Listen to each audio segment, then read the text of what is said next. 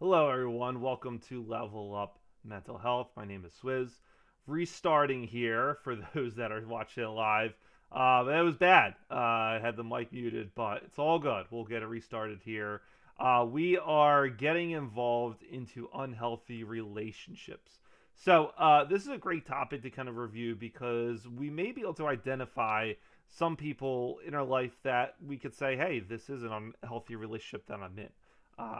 Family, parent, work individuals, right? All these people that we may be able to kind of reflect on that we think, hey, maybe there is someone here that makes it hard for to have a healthy relationship, right?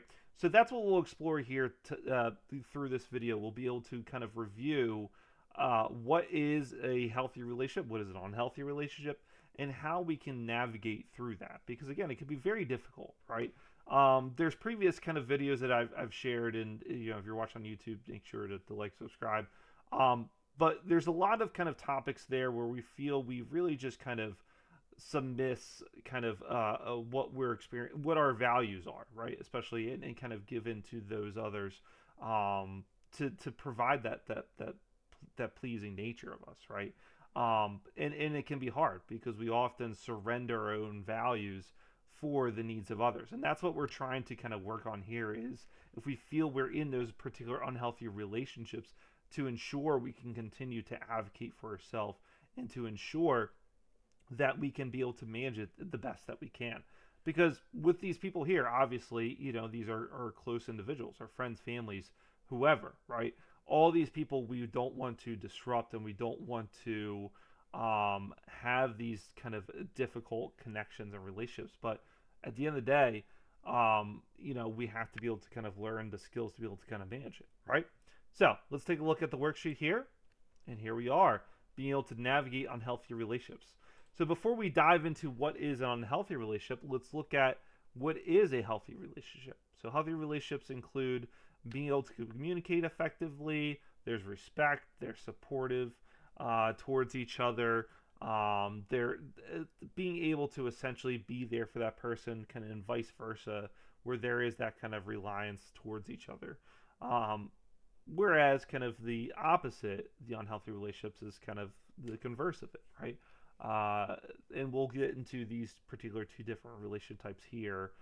With the first being destructive relationship. So the destructive relationship involves the quality of destroying or completely spoiling either the quality relationship of aspects of yourself, such as your physical body and safety, your self-esteem, or your sense of integrity, your happiness and peace of mind, and your compassion for the other person. Really just kind of brings you down of that particular relationship. And again, you kind of question who you are as a person when you're in here.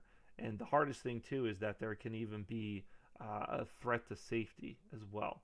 And it's important to kind of recognize that to ensure, if that does happen to be the case, to make sure we have kind of that safety plan there that's needed. Next type of relationship is related to the interfering relationship. This is the one that blocks or makes difficult for you pursuing your goals that are important to you and your ability to enjoy the life and do the things like doing in the relationship with other people or the welfare of others that you love. So these may just kind of be interfering in that sense, right? There, it just maybe there's a miscommunication involved. Whether if it's a particular family, couples therapy, whatever, maybe there's communication with your boss related to that. You can kind of have those conversations, and it's needed. This right here is definitely related to more so of that kind of destructive relationship too, because if you feel that there is a threat to your safety and threat to yourself, you want to develop that safety plan there, right? Obviously, what's important, this sentence here, decide that in relationships when you're in your wise mind, never in your emotional mind.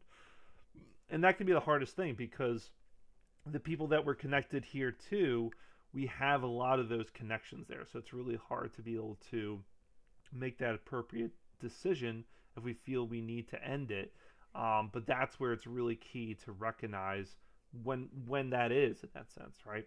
Um, Ultimately, too, the biggest thing is that if we feel that it can't be improved, or we've tried at it, or if it's interfering that's turned into destructive, it can be very hard to repair it, right? Problem solving's big, coping ahead is big. Dear man, give and fast. I have in the other videos as well to do that. So make sure to be able to ensure that communication is being completed. You're able to verbalize what you're trying to say. You're hearing what your partner or whoever is trying to say, to be able to kind of start to be able to kind of mend that relationship, right?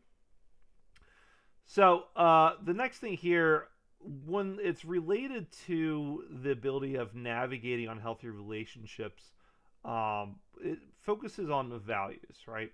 And the last thing here first, before I kind of dive into the values, obviously, if you feel you're in a highly abusive or life-threatening relationship, please make sure to call a domestic violence hotline or toll-free National Domestic Violence Hotline at 1-800-799-7233, as well as to be able to see kind of the directory of domestic violence agencies within your area as well. Definitely follow up with a qualified professional if you feel you're in that life-threatening relationship. Okay, getting to the values and priorities list. So what's important to kind of recognize is if you feel you're in that unhealthy relationship, could it be due to the fact that there's a conflict of values that you feel are not being obtained, right? We do a group that's related to values where you're able to kind of think about which ones are the most significant to you. And if you feel that you can have those conversations with whoever, it's important to kind of see if yours kind of aligned in that sense, right? But what's important to hear is there's a few values and priorities to kind of focus on, to make sure if you feel that any of these kind of apply to you, right? Some may feel, I want to attend relationships and work on current relationships. Others may want to kind of focus on being respected by others and make a great deal of money. So ultimately, I think what's important is being able to kind of reflect on which of these values and priorities you focus on, and is there anything that you feel are being interceded or interrupted for your progress that you're trying to make with yourself here, right? It can be very hard, right? Especially navigating with people that are super close to you to be able to kind of recognize what to do. One of the strategies, especially when we kind of have a discussion related to narcissism, relates to a technique called gray rocking, where essentially, if you feel you're involved with someone that is really infringing on your values, and it's hard to be able to kind of get out of that particular relationship because it is so intertangled.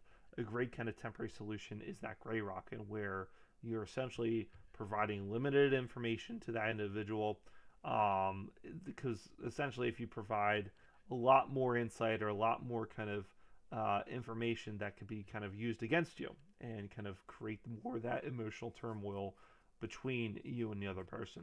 So providing the limited information, kind of limited contact is key, and able to kind of try to have that relationship sustainable, right?